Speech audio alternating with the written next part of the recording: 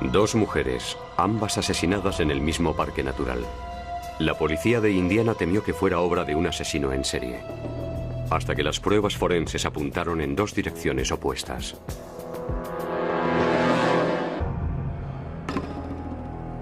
Era apenas medianoche cuando un oficial de policía de Franklin, Indiana, advirtió un coche abandonado junto a una señal de stop. Tenía las luces puestas, pero el motor estaba apagado. Las llaves de contacto y una cartera estaban en el asiento del copiloto. Cuando alguien deja su coche abandonado, intenta hacerlo en un lugar seguro llevándose sus pertenencias consigo. El agente no veía normal que no apareciera nadie en tales circunstancias. El coche pertenecía a Kelly Eckhardt, de 18 años de edad. No había rastro de ella en los alrededores de la zona.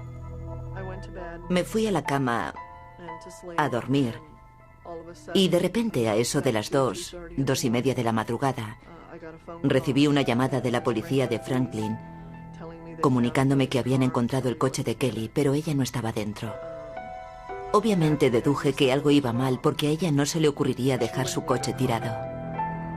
La señora Sutton le dijo a la policía que Kelly trabajaba en un supermercado local y que con toda probabilidad iría de regreso a casa. Simplemente supuse que el coche se habría averiado y que iría andando a alguna parte en busca de ayuda. Nunca, en la peor de mis pesadillas, hubiera imaginado que algo malo le hubiera acaecido. La policía reparó en un pequeño roce en el parachoques trasero y se preguntó si no sería que hubieran alcanzado a Kelly por detrás intencionadamente con el fin de hacerla salir de su vehículo. Estamos rastreando hasta debajo de las piedras. Esperemos que esté viva. Nuestra esperanza es que se haya ido caminando y que vuelva a su casa. Pero como agentes del orden tampoco debemos descartar el peor de los desenlaces. Durante 4 días, policía y voluntarios rastrearon la zona.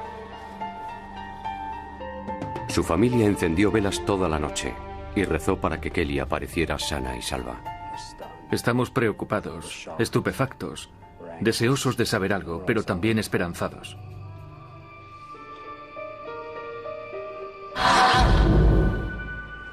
Hasta que llegaron las noticias que ningún padre quisiera oír jamás. 2 mujeres que paseaban a sus perros encontraron el cuerpo de Kelly en una hondonada a unos 70 kilómetros del lugar. Estaba descalza. Le faltaban todas las joyas. La misma posición de su cuerpo, la manera como estaban dispuestos los brazos y el torso, indicaban que la habían arrojado allí. Necesitaba algo que me hiciera sentirla cerca. Entonces me trajeron una foto de su graduación que estaba dentro del coche. La llevé conmigo durante mucho tiempo. Tenía algo para notarla cercana. Lo necesitaba. Los médicos forenses concluyeron que Kelly Eckhardt había sido estrangulada hasta morir. Tenía 3 cosas alrededor de su cuello: una cadena de metal bañada en oro, el cordón de una zapatilla de deporte y la correa que ata el peto de un mono vaquero. La autopsia reveló que Kelly había sido agredida sexualmente y recibido un disparo. Tenía una herida en la parte derecha del hueso frontal que parecía el orificio de entrada de una bala. Sin embargo, la bala estaba hecha de cera, no de plomo. La única arma que sabía que se le parecía es la utilizada en los mataderos. Con ella se le apunta a los animales en la cabeza y se les deja sin sentido antes de ser descuartizados.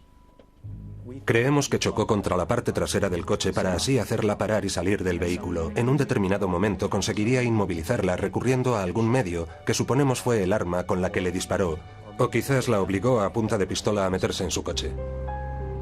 En la vestimenta de Kelly, los investigadores encontraron hilos blancos, además de trilobal verde, que es la fibra sintética de las esterillas, lo cual sugería que había sido envuelta en algo de color blanco e introducida en un coche tapizado de verde oliva. ¿Les llevaría esta información hasta el asesino?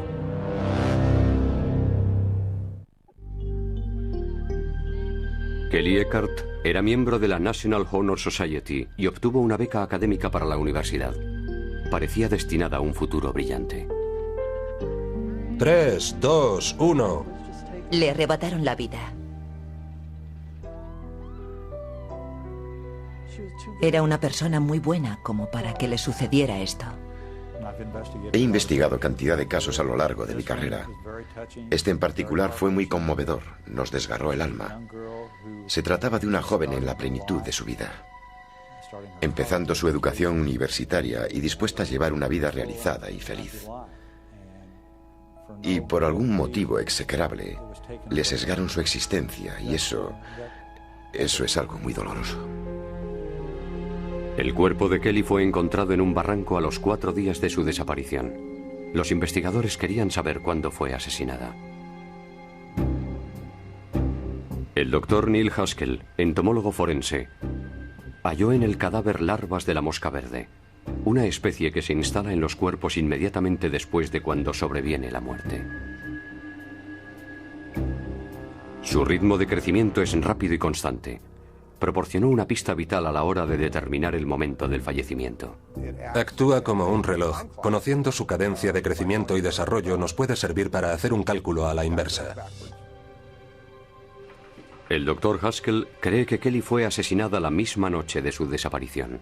Dado que las moscas verdes son solo activas de noche, ella tuvo que haber sido asesinada en cualquier momento después de que anocheciera, entre el día 26 y el amanecer del 27. Lo que es evidente es que ya estaba muerta en el momento del alba. La policía interrogó a todos los que vieron a Kelly Edgar la noche que ella desapareció. Según su jefe, Kelly terminó su turno en la tienda de 24 horas a las 10 de la noche.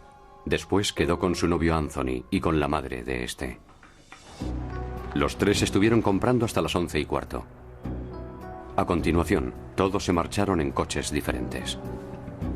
La última persona en ver a Kelly Eckhart con vida fue su novio de entonces, Anthony Evans. También dedujimos que si algo le había sucedido a ella, el autor tendría que ser más bien alguien relacionado con su entorno. Él era el sospechoso.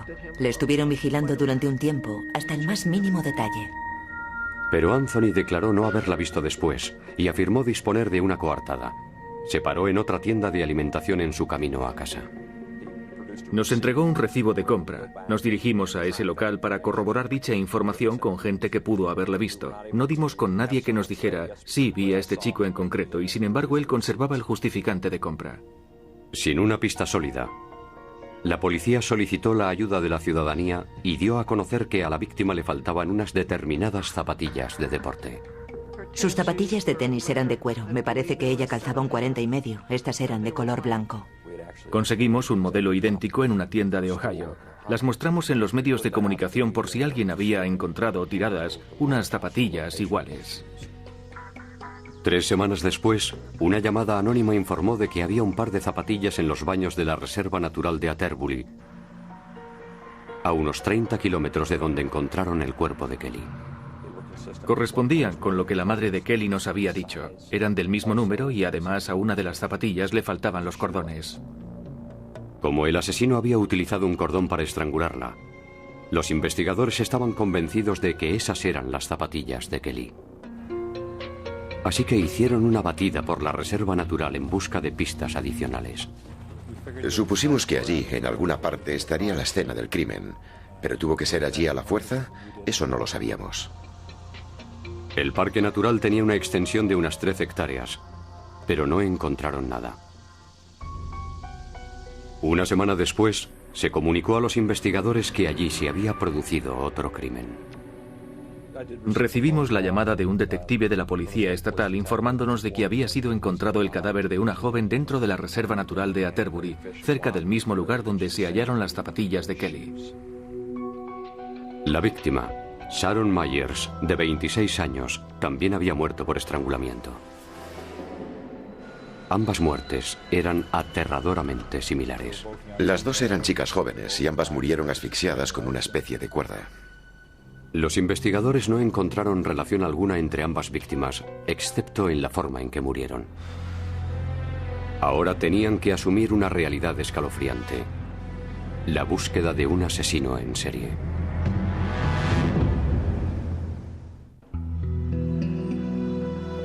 La policía de Indiana se enfrentaba a 2 crímenes sin resolver: el de Kelly Eckhart y el de Sharon Myers. Inicialmente parecía como si ambos estuvieran relacionados. Las dos fueron asesinadas en un radio de 30 o 40 kilómetros.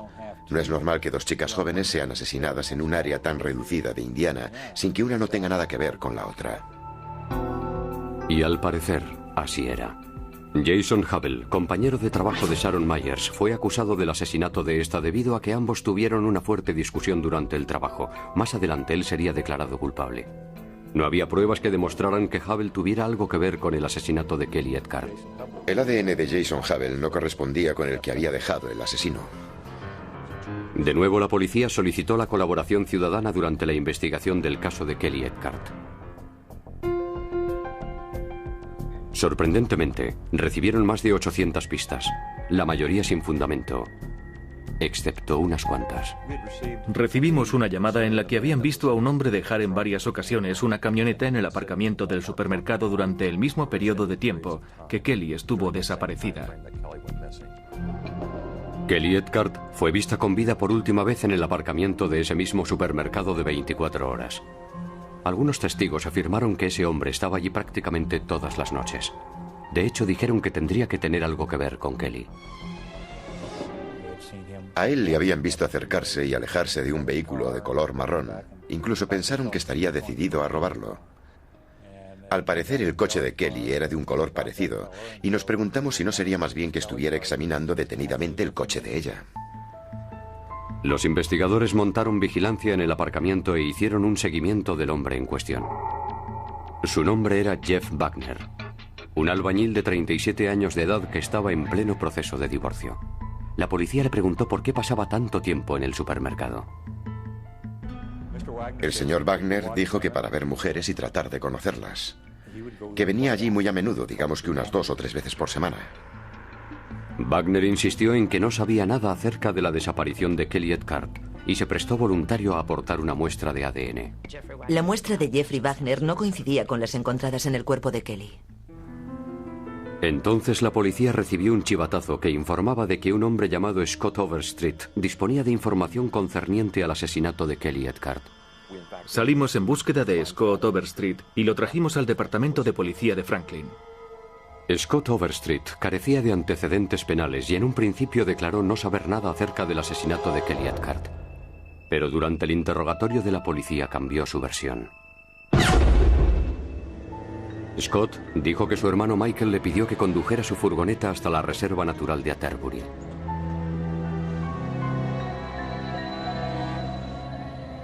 Mientras iban de camino, vio a una mujer inconsciente cubierta por una manta en la parte trasera de la furgoneta.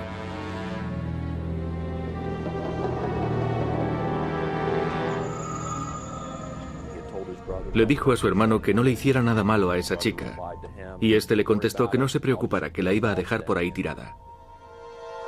Scott declaró dejar allí a su hermano y que nunca más volvió a ver a esa chica. Scott condujo a la policía hasta la reserva natural. Allí encontraron pruebas que atestiguaban que la mujer de la furgoneta de Michael Overstreet era sin duda Kelly Eckhart. El buque de Kelly fue uno de los primeros objetos en aparecer. A continuación encontramos algunas de sus joyas. Con todos estos hallazgos sabíamos que aquel sitio era el escenario del crimen. Michael Overstreet trabajaba en una fábrica. Estaba casado, tenía 5 hijos y no tenía antecedentes penales. Estuvo alistado en la Marina de los Estados Unidos un mes aproximadamente y fue expulsado por problemas psicológicos. Durante el interrogatorio de la policía, Michael lo negó todo. No justificó coartada alguna, simplemente dijo que él no había sido en estos términos. Yo no sé quién fue, pero yo no tengo nada que ver. En casa de Michael Overstreet, la policía encontró un rifle del calibre 22 y varios casquillos. Eran un tanto atípicos. La parte equivalente al proyectil era de cera. El extremo de plomo de la bala había sido extraído de la vaina. La habían rellenado. Habían puesto cera en su lugar, transformándola en una bala de fogueo. Correspondía con la herida que Kelly Eckhart tenía en la frente. Los investigadores también encontraron una manta blanca en la casa de Overstreet y tomaron muestras del tapizado verde de su furgoneta. Las fibras de color verde de la furgoneta de Michael eran de nylon en su composición y de trilobal en su forma. A ojos del microscopio correspondían con las halladas en la ropa de Kelly Eckhart. Los hilos blancos de la manta eran también similares a los que había en la vestimenta de Kelly. Comprobando su índice de refracción, el experto en análisis de pruebas, Damon Letich, midió la cantidad de luz que pasaba a través de los hilos. Una vez hecho esto, descubrió más pruebas que apuntaban a Michael Overstreet como el asesino.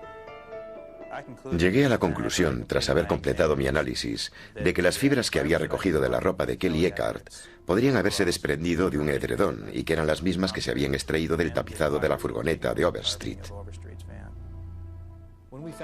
Comprobar que los hilos coincidían fue para nosotros motivo de entusiasmo. Relacionaba en cierto grado al asesino con su víctima. Reforzaba el hecho de que no fuera fruto de la casualidad.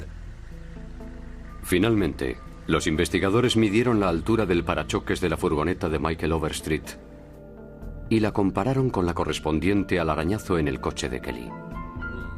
El golpe en el vehículo de Kelly Eckhart estaba a la misma altura que el parachoques de la furgoneta. Basándose en las pruebas forenses, la acusación creyó ya saber qué le pasó previamente a Kelly Eckhart, de 18 años de edad, la noche de su asesinato.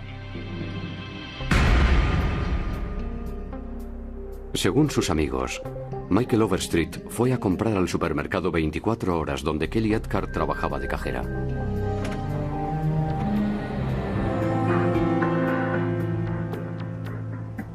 Según la acusación, la noche del crimen siguió a Kelly en su regreso a casa tras el trabajo. Y las pruebas sugieren que colisionó contra el parachoques trasero del coche de Kelly, lo que la instó a parar para comprobar los daños.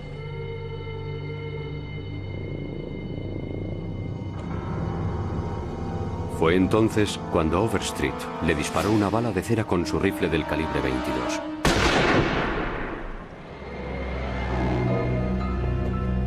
El impacto no la mató, pero sí la dejó inconsciente.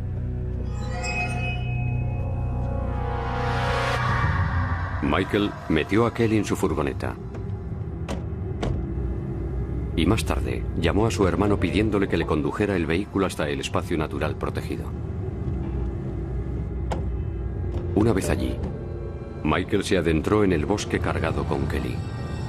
A continuación la violó y la estranguló hasta matarla. Por una razón aún desconocida, Overstreet arrojó las zapatillas de ella en un baño público del Parque Natural y fueron las encontradas luego por la policía. La policía cree que días después Michael volvió al escenario del crimen para trasladar el cadáver de Kelly a un lugar más abandonado. Creemos que regresó, cogió el cuerpo y lo llevó hasta el condado de Brown, donde lo arrojó en un barranco. Michael Overstreet dejó tras de sí pruebas suficientes.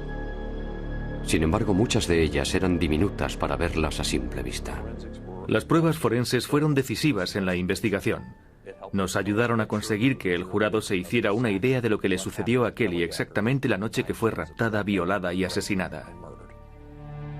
Para la acusación, la mayoría de sus dudas habían sido ya aclaradas, pero aún quedaba una. ¿Era posible que Scott Overstreet estuviera más implicado en los hechos de lo que él mismo quiso reconocer? Los investigadores tomaron muestras de ADN de los dos hermanos y las compararon con el material genético encontrado en la víctima. Los resultados acusaban a Michael Overstreet, pero no a su hermano. La probabilidad de que fuera el ADN de otra persona, además del de Michael Overstreet, tras combinar las estadísticas de todos los análisis hasta la fecha, era de 1 entre 4.000 millones. A Scott Overstreet se le ofreció protección a cambio de su testimonio. Tras 5 semanas de juicio, Michael Overstreet fue declarado culpable del asesinato de Kelly y condenado a la pena capital. Estábamos contentos porque habíamos cumplido nuestro trabajo. Nos sentíamos satisfechos porque un criminal peligroso no se iba a ir de rositas, y lo que más nos alegraba es que le habíamos hecho justicia a Kelly. Me ponía a pensar en el hecho de que nunca la vería casarse. Nunca la vería tener hijos. Cada vez que me entero de que uno de sus amigos se casa, eso me duele. No es justo que me tocara a mí. Ese hombre me la arrebató. El enconado trabajo policial aportó las pistas. Los miembros de su familia suministraron una información valiosa y las pruebas forenses confirmaron que este caso era de nuevo un crimen absurdo. Respecto a las pruebas forenses, hasta entonces no estaba muy al corriente. Me enteré conforme avanzaba el caso. Muchas de las personas que trabajaron en él me lo iban explicando sobre la marcha. Lo hacían en un lenguaje que pudiéramos entender porque no somos científicos ni nada que se le parezca. Lo que más me asombra es que podamos conseguir logros que eran inverosímiles hace 10 o 20 años. Creo que en lo que respecta a conseguir una sociedad más segura, estamos viviendo una época óptima ante la posibilidad de poder demostrar casos innumerables. Según su jefe, Kelly terminó su turno en la tienda de 24 horas a las 10 de la noche. Después quedó con su novio Anthony y con la madre de este. Los tres estuvieron comprando hasta las 11:15. A continuación, todos se marcharon en coches diferentes. La última persona en ver a Kelly Eckhart con vida fue su novio de entonces, Anthony Evans. También dedujimos que si algo le había sucedido a ella, el autor tendría que ser más bien alguien relacionado con su entorno. Él era el sospechoso.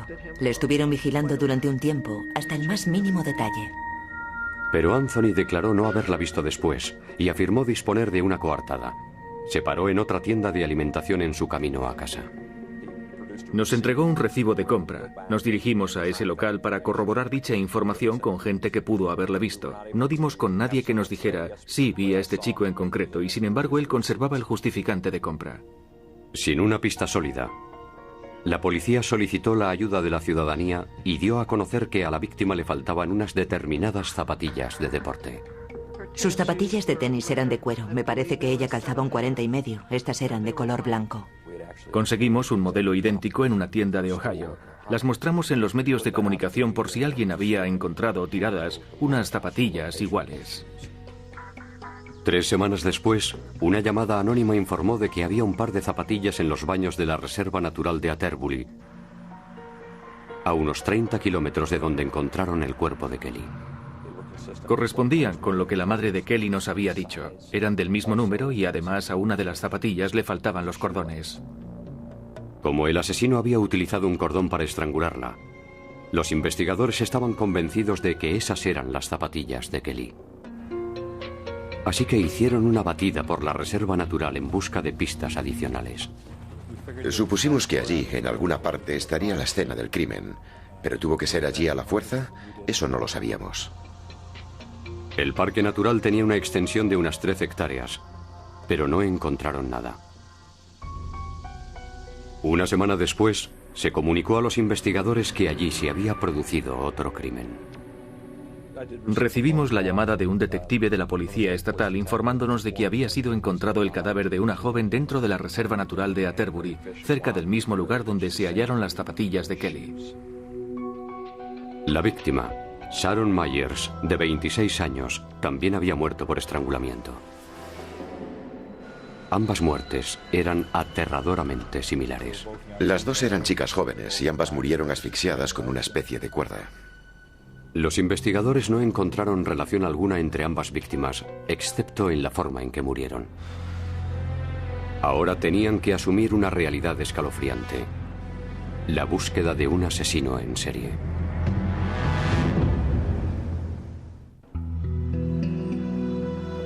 La policía de Indiana se enfrentaba a 2 crímenes sin resolver: el de Kelly Eckhart y el de Sharon Myers.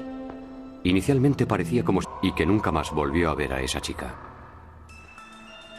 Scott condujo a la policía hasta la reserva natural. Allí encontraron pruebas que atestiguaban que la mujer de la furgoneta de Michael Overstreet era sin duda Kelly Eckhart. El buque de Kelly fue uno de los primeros objetos en aparecer. A continuación encontramos algunas de sus joyas. Con todos estos hallazgos sabíamos que aquel sitio era el escenario del crimen. Michael Overstreet trabajaba en una fábrica. Estaba casado, tenía 5 hijos y no tenía antecedentes penales. Estuvo alistado en la Marina de los Estados Unidos un mes aproximadamente y fue expulsado por problemas psicológicos. Durante el interrogatorio de la policía, Michael lo negó todo. No justificó coartada alguna, simplemente dijo que él no había sido en estos términos. Yo no sé quién fue, pero yo no tengo nada que ver. En casa de Michael Overstreet, la policía encontró un rifle del calibre 22 y varios casquillos. Eran un tanto atípicos. La parte equivalente al proyectil era de cera. El extremo de plomo de la bala había sido extraído de la vaina. La habían rellenado. Habían puesto cera en su lugar, transformándola en una bala de fogueo. Correspondía con la herida que Kelly Eckhart tenía en la frente. Los investigadores también encontraron una manta blanca en la casa de Overstreet y tomaron muestras del tapizado verde de su furgoneta. Las fibras de color verde de la furgoneta de Michael eran de nylon en su composición y de trilobal en su forma. A ojos del microscopio correspondían con las halladas en la ropa de Kelly Eckhart. Los hilos blancos de la manta eran también similares a los que había en la vestimenta de Kelly. Comprobando su índice de refracción, el experto en análisis de pruebas, Damon Letich, midió la cantidad de luz que pasaba a través de los hilos. Una vez hecho esto, descubrió más pruebas que apuntaban a Michael Overstreet como el asesino. Llegué a la conclusión, tras haber completado mi análisis, de que las fibras que había recogido de la ropa de Kelly Eckhart podrían haberse desprendido de un edredón y que eran las mismas que se habían extraído del tapizado de la furgoneta de Overstreet. Comprobar que los hilos coincidían fue para nosotros motivo de entusiasmo. Relacionaba en cierto grado al asesino con su víctima. Reforzaba el hecho de que no fuera fruto de la casualidad. Finalmente, los investigadores midieron la altura del parachoques de la furgoneta de Michael Overstreet y la compararon con la correspondiente al arañazo en el coche de Kelly. El golpe en el vehículo de Kelly Eckhart estaba a la misma altura que el parachoques de la furgoneta.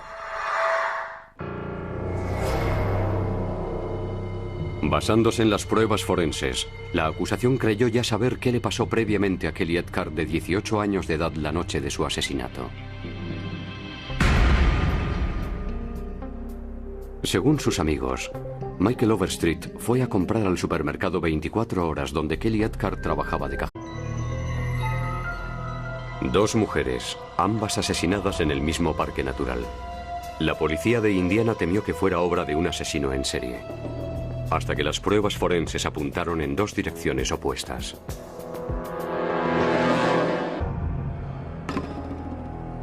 Era apenas medianoche cuando un oficial de policía de Franklin, Indiana, advirtió un coche abandonado junto a una señal de stop. Tenía las luces puestas, pero el motor estaba apagado. Las llaves de contacto y una cartera estaban en el asiento del copiloto. Cuando alguien deja su coche abandonado, intenta hacerlo en un lugar seguro llevándose sus pertenencias consigo. El agente no veía normal que no apareciera nadie en tales circunstancias. El coche pertenecía a Kelly Eckhart, de 18 años de edad. No había rastro de ella en los alrededores de la zona. Me fui a la cama a dormir y de repente, a eso de las 2:30 de la madrugada, recibí una llamada de la policía de Franklin comunicándome que habían encontrado el coche de Kelly, pero ella no estaba dentro. Obviamente deduje que algo iba mal porque a ella no se le ocurriría dejar su coche tirado. La señora Sutton le dijo a la policía que Kelly trabajaba en un supermercado local y que con toda probabilidad iría de regreso a casa. Simplemente supuse que el coche se habría averiado y que iría andando a alguna parte en busca de ayuda. Nunca, en la peor de mis pesadillas, hubiera imaginado que algo malo le hubiera acaecido. La policía reparó en un pequeño roce en el parachoques trasero y se preguntó si no sería que hubieran alcanzado a Kelly por detrás intencionadamente con el fin de hacerla salir de su vehículo. Estamos rastreando hasta debajo de las piedras. Esperemos que esté viva. Nuestra esperanza es que se haya ido caminando y que vuelva a su casa. Pero como agentes del orden tampoco debemos descartar el peor de los desenlaces. Durante 4 días, policía y voluntarios rastrearon la zona. Su familia encendió velas toda la noche y rezó para que Kelly apareciera sana y salva. Estamos preocupados, estupefactos, deseosos de saber algo, pero también esperanzados.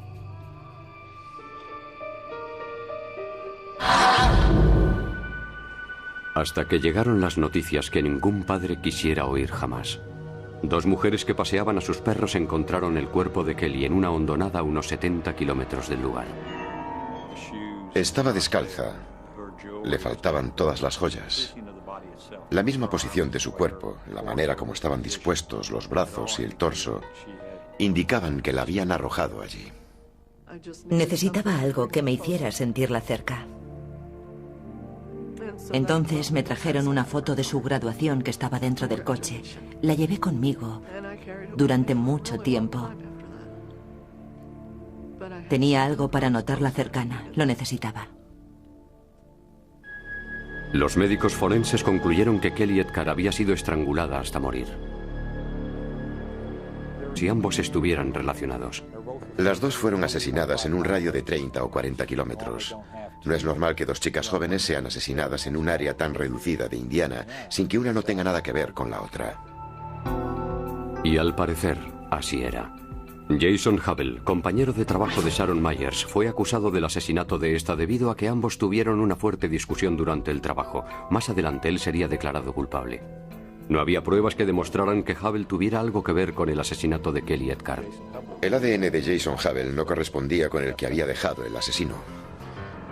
De nuevo, la policía solicitó la colaboración ciudadana durante la investigación del caso de Kelly Edgar. Sorprendentemente, recibieron más de 800 pistas, la mayoría sin fundamento, excepto unas cuantas. Recibimos una llamada en la que habían visto a un hombre dejar en varias ocasiones una camioneta en el aparcamiento del supermercado durante el mismo periodo de tiempo que Kelly estuvo desaparecida. Kelly Edgar fue vista con vida por última vez en el aparcamiento de ese mismo supermercado de 24 horas. Algunos testigos afirmaron que ese hombre estaba allí prácticamente todas las noches. De hecho, dijeron que tendría que tener algo que ver con Kelly. A él le habían visto acercarse y alejarse de un vehículo de color marrón. Incluso pensaron que estaría decidido a robarlo. Al parecer, el coche de Kelly era de un color parecido, y nos preguntamos si no sería más bien que estuviera examinando detenidamente el coche de ella. Los investigadores montaron vigilancia en el aparcamiento e hicieron un seguimiento del hombre en cuestión. Su nombre era Jeff Wagner, un albañil de 37 años de edad que estaba en pleno proceso de divorcio. La policía le preguntó por qué pasaba tanto tiempo en el supermercado. El señor Wagner dijo que para ver mujeres y tratar de conocerlas. Que venía allí muy a menudo, digamos que unas 2 o 3 veces por semana. Wagner insistió en que no sabía nada acerca de la desaparición de Kelly Edgar y se prestó voluntario a aportar una muestra de ADN. La muestra de Jeffrey Wagner no coincidía con las encontradas en el cuerpo de Kelly. Entonces la policía recibió un chivatazo que informaba de que un hombre llamado Scott Overstreet disponía de información concerniente al asesinato de Kelly Edgar. Salimos en búsqueda de Scott Overstreet y lo trajimos al departamento de policía de Franklin. Scott Overstreet carecía de antecedentes penales y en un principio declaró no saber nada acerca del asesinato de Kelly Edgar. Pero durante el interrogatorio de la policía cambió su versión. Scott dijo que su hermano Michael le pidió que condujera su furgoneta hasta la Reserva Natural de Atterbury.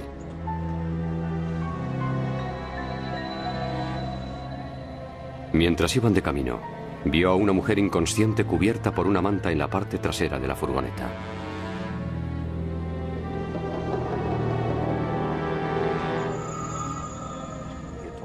Le dijo a su hermano que no le hiciera nada malo a esa chica, y este le contestó que no se preocupara, que la iba a dejar por ahí tirada.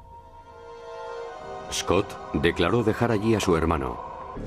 Tenía 3 cosas alrededor de su cuello: una cadena de metal bañada en oro, el cordón de una zapatilla de deporte y la correa que ata el peto de un mono vaquero.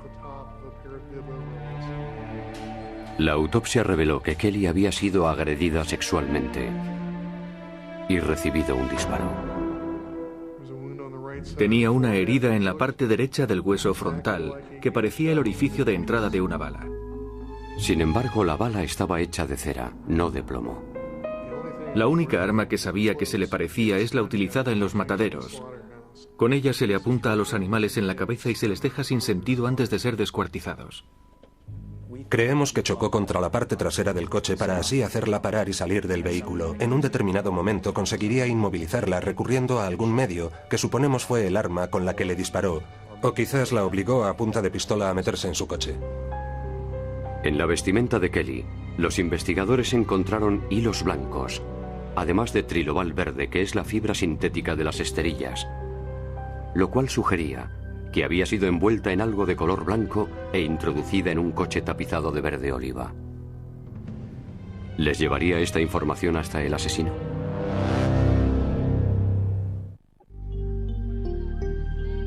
Kelly Eckhart era miembro de la National Honor Society y obtuvo una beca académica para la universidad.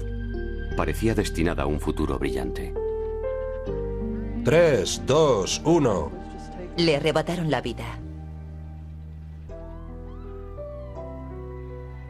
Era una persona muy buena como para que le sucediera esto. He investigado cantidad de casos a lo largo de mi carrera. Este en particular fue muy conmovedor, nos desgarró el alma. Se trataba de una joven en la plenitud de su vida, empezando su educación universitaria y dispuesta a llevar una vida realizada y feliz. Y por algún motivo execrable, le sesgaron su existencia y eso es algo muy doloroso. El cuerpo de Kelly fue encontrado en un barranco a los 4 días de su desaparición. Los investigadores querían saber cuándo fue asesinada. El doctor Neil Haskell, entomólogo forense, halló en el cadáver larvas de la mosca verde, una especie que se instala en los cuerpos inmediatamente después de cuando sobreviene la muerte. Su ritmo de crecimiento es rápido y constante. Proporcionó una pista vital a la hora de determinar el momento del fallecimiento. Actúa como un reloj. Conociendo su cadencia de crecimiento y desarrollo nos puede servir para hacer un cálculo a la inversa. El doctor Haskell cree que Kelly fue asesinada la misma noche de su desaparición. Dado que las moscas verdes son solo activas de noche, ella tuvo que haber sido asesinada en cualquier momento después de que anocheciera, entre el día 26 y el amanecer del 27. Lo que es evidente es que ya estaba muerta en el momento del alba. La policía interrogó a todos los que vieron a Kelly Eckhart la noche que ella desapareció.